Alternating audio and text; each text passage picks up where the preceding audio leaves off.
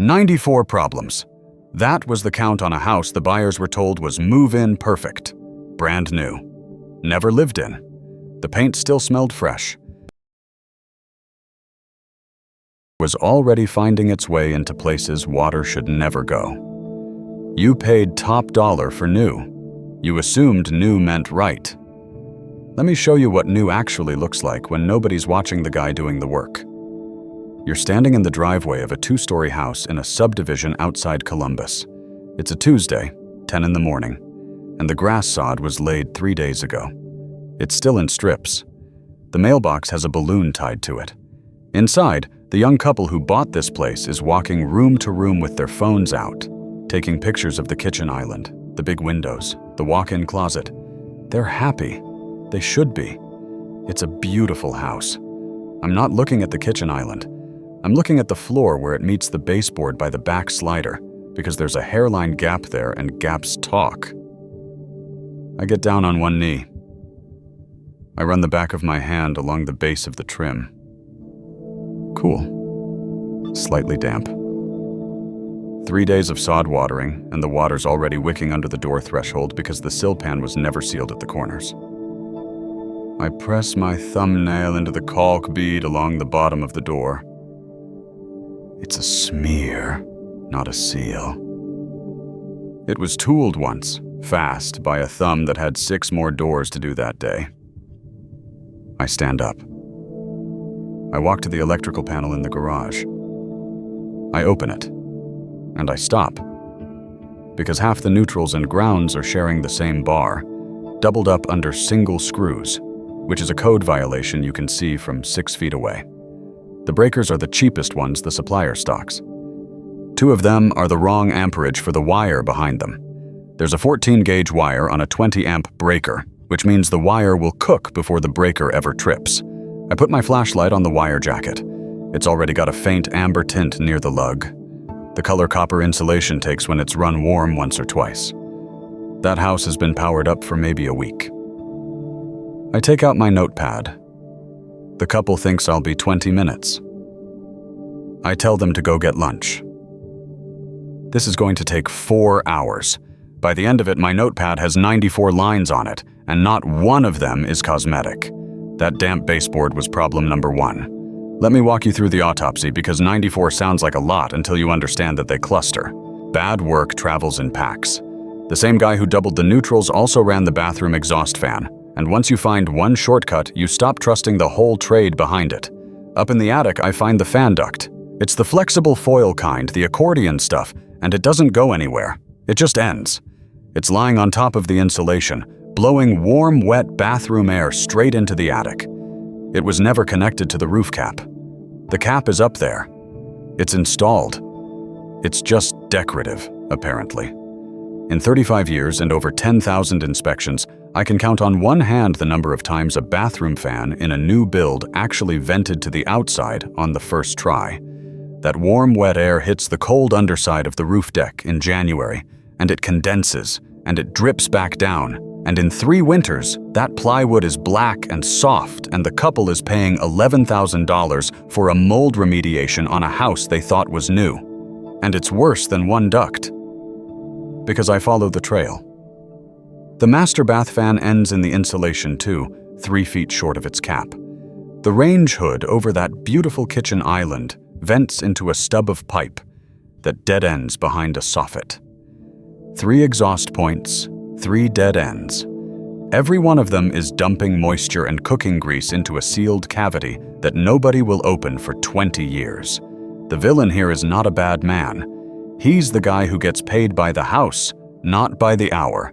He hangs the fan, he sees the roof cap is there, and connecting the 2 takes another 15 minutes and a length of insulated duct that costs $9.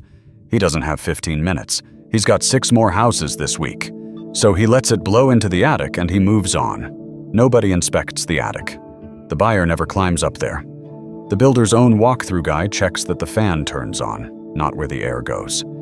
He listens for the hum, he ticks the box, he drives to the next lot. Back downstairs, the plumbing. Under the kitchen sink, the drain line has a flexible accordion trap, the cheap ribbed kind you buy for $1.99. Those ribs catch grease and food, and they clog in a way a smooth trap never does. And worse, the connection to the wall was hand-tightened and already weeping. There's a white mineral crust forming on the nut. That crust is a slow leak's fingerprint. It's calcium left behind after the water evaporates, and it only forms where water has been sitting long enough to dry. The cabinet floor under it has a faint, dark ring, the particle board swelling at the edge, the top layer already lifting like a fingernail coming off. I press it. It gives. That cabinet is a week old, and it's already dying from the bottom up. The toilets, both of them rock. Just slightly, but they rock. That means they were set without shimming, and the flange underneath may not be seated flush. I lift the caps on the closet bolts. The wax is visible at the base, squeezed out unevenly. When a toilet rocks, it breaks the wax seal a little more every time you sit down, and sewer gas starts coming up around the base, and eventually the subfloor rots. I put my nose near the base of the second one. There it is. Faint sulfur, the smell of a seal that's already broken. New house, already compromised. The water heater. It's a tank unit, and the temperature and pressure relief valve has a discharge pipe that stops 18 inches off the floor and points at nothing. Code says that pipe has to terminate near the floor so that if the valve blows, scalding water goes down, not out at a person standing there. This one's aimed right at knee height, and the flue on the gas unit has a backward slope, drooping down before it rises, which means combustion gases pool instead of drafting up and out. That's not a leak. That's carbon monoxide. I hold the back of my hand near the draft hood while the burner cycles. I feel warmth spilling out into the room instead of pulling up the flue. That's called backdrafting. And it's the quietest killer in any house. The windows. 9 of them have no flashing tape visible where the nailing flange meets the house wrap. And the house wrap itself is lapped upside down in 3 spots, bottom over top, so it channels water in behind it instead of shedding it out. Water always wins that argument. Always. I find a seam where the tape was applied over dust and it's already peeling at one corner, curling back like old wallpaper. I found 94. Not because this builder is uniquely bad, because this is the standard now and nobody's checking. Let me put dollars on it because this is where it stops being a list and starts being your bank account. That $9 length of insulated duct that never got connected. Leave it, and the attic condensation problem matures over 3 to 5 winters into a plywood roof deck replacement and mold remediation. That's $8,000 to $14,000, and your homeowner's policy may call it a maintenance issue and decline it. That's the phrase that ruins people. Maintenance issue. It means you should have caught it, so we won't pay. The $1.99 accordion trap. It clogs, it leaks. The cabinet base swells and delaminates. New cabinet base, and a smooth PVC trap done right is maybe $400 if you catch it early. Catch it late, after the water's traveled to the subfloor, and now you're pulling the cabinet, the flooring, and a section of subfloor. $2,000 to $3,000. The rocking toilet. A wax ring is $4. 2 flange bolts and a pack of shims, another $6. $10 in parts. Ignore the rock, and the seal fails, and sewer water wicks into the subfloor under the tile for a year before you smell it. And you're replacing subfloor, tile, and possibly the floor joist below. $2,200, and a bathroom you can't use for a week. That's the pattern. A $10 failure becomes a $2,000 failure the day you decide not to look. And here's the monthly bleed most people never count. That bathroom fan blowing into the attic, plus the house wrap lapped wrong, plus the unsealed sill pan. All of it lets conditioned air and moisture move where it shouldn't. Your furnace and your air conditioner run longer to fight it. On a house this size, that's $20 to $40 a month every month forever for problems the builder saved $50 total by not fixing. Run that out over 10 years, and the air leaks alone quietly hand the utility company somewhere between $2,400 and $4,800 that should have stayed in your pocket. But stay with me, because the next part decides whether you pay $40 once or $40 every month for the life of the house. Here's why it happens, and it's simpler than you'd think. The people who build a house and the people who inspect a house before you buy it are often looking at completely different things. The municipal inspector who signs off on the new build is checking a list fast, and he's checking that things exist. Is there a fan? Is there a relief valve? Is there a trap? He is not always checking whether they work or where they go or whether they were done in the right order. And order is everything, because most of these failures get buried. The house wrap goes on, then the siding covers it. The duct gets laid, then the insulation buries it. The wire gets stapled, then the drywall hides it. Once it's covered, nobody sees it again until the water shows up in your ceiling or the breaker refuses to trip. And there's a rhythm to a subdivision that guarantees it. 20 houses go up at once. The same crew wires all 20, plumbs all 20, wraps all 20. If that crew has a bad habit, they don't have it in one house. They have it in 20. So when I find a doubled neutral, I already know what the neighbor's panel looks like. Bad work isn't an accident on one lot. It's a signature across the whole street. So here's the absolute rule, the one you write on the wall. Water flows down and out, never down and in. Every layer on the outside of your house must lap over the layer below it, like shingles, top over bottom. So gravity carries water away from the wall. Reverse a single lap, and you've built a funnel pointed at your framing. Now the right way, and I'll walk you through it the way I'd want it done on my own house. Start with the thing you can actually verify before you close, the attic. Before you buy any new house, you or your inspector goes into that attic with a flashlight and follows every exhaust duct with your eyes from the fan to the exterior. Every bathroom fan, the range hood, the dryer if it runs up. Each one must connect to a cap that penetrates the roof or the gable wall, with the duct sealed at both ends with foil tape or a clamp, and the duct itself should be insulated where it crosses the cold attic, so the moist air doesn't condense inside the pipe.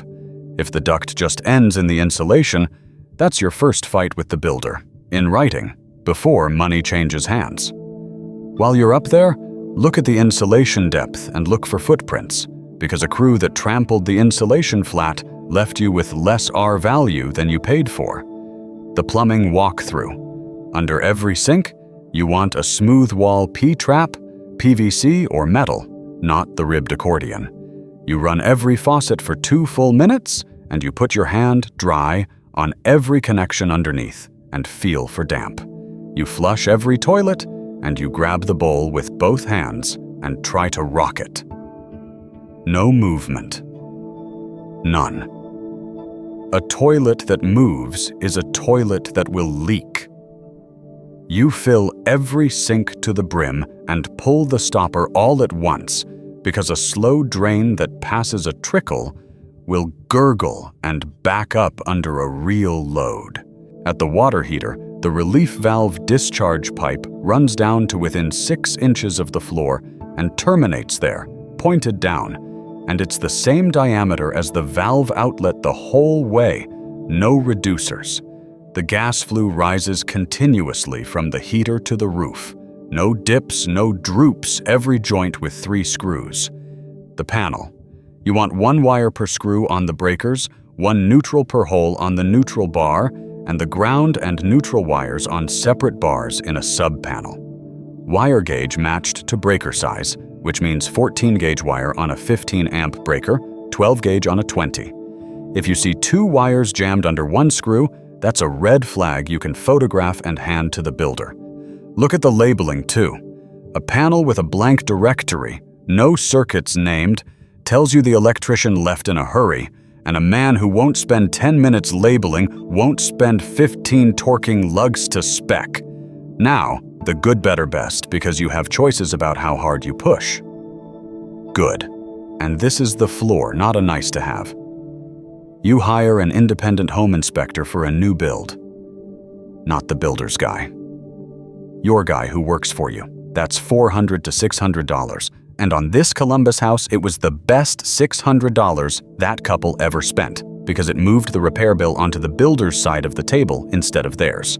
Better, you hire the independent inspector and you add a specialty pass. A sewer scope camera down the main line, $150 to $300, catches drain slopes and construction debris left in the pipe. And I've pulled everything from a paint roller to a fast food cup out of a brand new sewer line. A thermal camera walk finds the missing insulation and the air leaks behind the drywall by showing you the cold streaks with your own eyes. Call it $800 to $1,000 all in. Best, you get a phased inspection. That means your inspector comes out before the drywall goes up, while the wiring, plumbing, and house wrap are still visible, and again at the end. $1,200 to $1,500 total. It costs more because it takes 2 trips, but it's the only way to catch the buried failures before they're buried. On a $400,000 house, $1,500 to guarantee the bones are right is not an expense. It's insurance, and it changes how the crew works because word gets around the site that Lot 14 has an inspector coming before drywall, and suddenly the ducts on Lot 14 get connected. Here's the honest limitation. An inspection is a snapshot of one day. I can't see inside a sealed wall without cutting it open, and I won't do that on somebody else's property. I report what's visible and what the evidence points to. And here's the line I won't cross. When the flue has a backward slope and the gas appliance is producing combustion gas, you do not touch that yourself. And you do not let a handyman touch it. That is a licensed heating contractor, full stop. Because getting it wrong doesn't cost you money. It costs you your family in their sleep. That Columbus couple. 94 problems on the report. They handed it to the builder's warranty department. 41 items got fixed at no cost within 3 weeks, including the attic duct, both toilets, the panel, and the water heater flew. The builder fought them on the house wrap because the siding was already up, and they settled on a repair to the worst 2 window openings. The couple spent $600 on me. The repairs the builder covered would have cost them somewhere north of $19,000 out of pocket over the first 5 years, and the $20 to $40 monthly energy bleed from the air leaks dropped back to where it should be once the sill pan and the duct were sealed. They still live there. The sod took root. The mailbox balloon is long gone. The husband told me last spring the second-floor bathroom finally stopped feeling clammy after every shower, and it took him a while to understand that a properly vented fan was the reason, and the house is finally what they thought they bought. So here's where you land. You can pay $600 today for a set of eyes that works for you, or you can pay it back over the next decade, $10 and $2,000 at a time, on failures you never saw coming because they were covered up before you ever walked through the front door. New does not mean right. New just means nobody's found the problems yet. The builders are going to tell me in the comments that every house has a punch list and 94 is normal. Maybe they're right that it's normal. That's exactly my point. I only report what I find. So tell me 2 things. First, what state are you in? And did you get an independent inspection on your house, or did you trust the builder's walkthrough? Second, if you've ever gone up into your own attic and followed a bathroom fan duct with a flashlight, tell me where it actually ended, because I have a feeling some of you are about to make a discovery tonight. And here's what I keep turning over. If a house that's 3 days old already has 94 problems, what does the one you've been living in for 15 years look like the day somebody finally opens the panel and climbs into the attic?